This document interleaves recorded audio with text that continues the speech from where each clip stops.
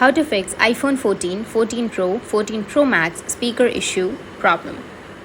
So if you want to fix your iPhone speaker issue problem, then what you need to do is first you just need to simply open up your settings. Under settings, you need to scroll down and go with sounds and haptics. Under sounds and haptics, you'll have your headphone safety option.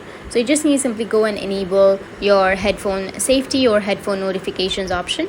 So scroll down, tap on headphone safety, and here reduce loud audio. If it is turned on, you need to go and turn off your reduce loud audio. After that, go back, and now you need to tap on accessibility. Under accessibility, scroll down and go with audio section, audio and visual, and then go with background sounds. Under your background sounds, you will have use when media is playing. You need to make sure that it is turned on. In my case, it's turned on, and this might fix your problem.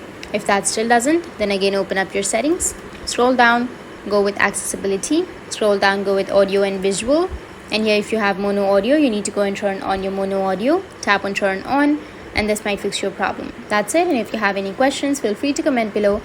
Thanks for watching.